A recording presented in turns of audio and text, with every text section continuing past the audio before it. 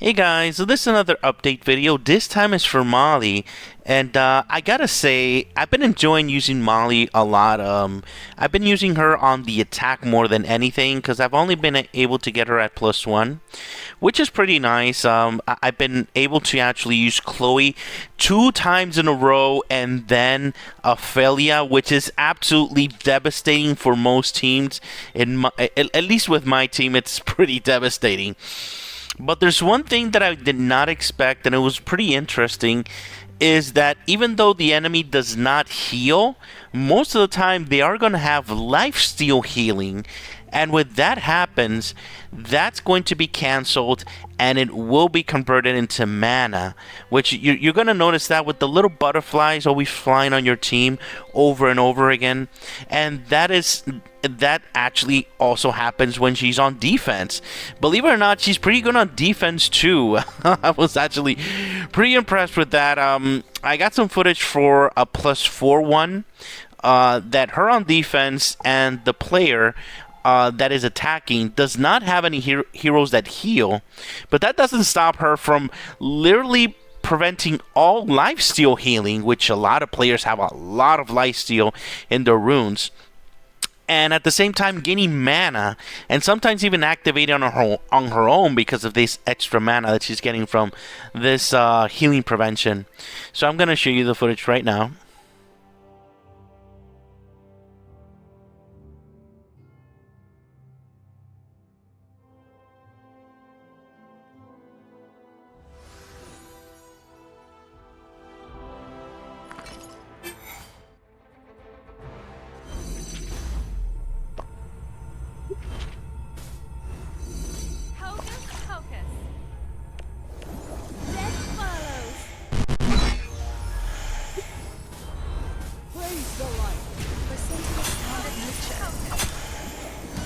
I can make it through. Praise the light. Heroes live forever. I can make it through. Listen to the sound of nature. Heroes live forever. Praise the light.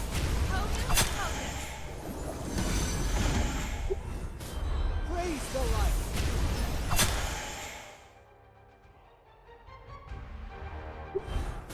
Listen to the sound of nature. Heroes live forever. Death follows. Praise the light.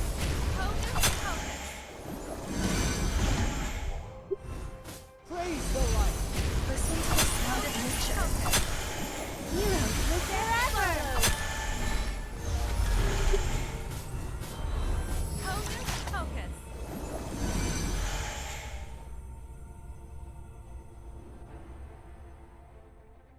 Heroes live forever.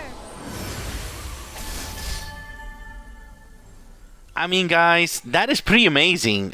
Because I really don't know anybody that does not want to put lifesteal in their runes, because lifesteal is like one of the best stats in the game, and having that available on her is pretty amazing, guys. So the other thing that I've noticed on defense is that if you have her at +5 or even less than +5 and it's a green team that is attacking you, usually the green team is going to have a lot of problems. A lot of problems when they attack her. So if you plan to actually use her on defense, I'm usually going to recommend it on a team that you are like trying to attract green teams to attack you, like a team like that has like maybe 3 blue heroes, or maybe your mono blue team that I recommended to use in the past. Maybe you can replace one of your blue heroes with Molly, and that's going to completely devastate the enemy, because there's a few things that green needs when it's attacking, and that is actually healing, and Molly eliminates that completely. and actually connecting stones and getting the mana, and that's usually going to be Gunnulf. That's going to actually destroy that green team completely. So she's an incredible addition for her on defense for sure. If you plan to use most of your heroes blue, or any team that actually attracts green in that situation. So if you're attracting green on your defense team, she's an excellent choice to use for sure. And I don't even have to talk about of her being used versus teams that use healing, especially if she's +5. Her +5 is absolutely disgusting. If you played her or seen her, it's pretty obvious. However, do I think that she is a must-have hero? Oh, that is a really strong tag, guys. I would say that if you have a really strong Chloe, yes, she is a must-have for you. But if you don't have a Chloe, if you don't have a good Athena attacking twice in one turn is pretty powerful stuff, guys.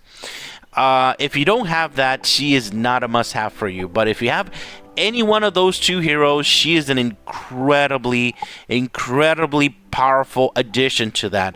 If you're one of these players that have a bunch of heroes, and you're thinking of possibly having a 7th or 8th team to attack in war, you can definitely separate like your Athena or your Chloe and add a second green team, and Molly will make that team happen.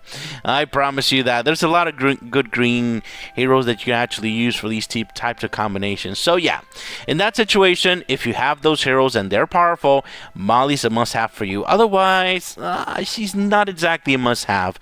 As pretty much most of these new heroes are very good to have for sure. She's very nice for sure.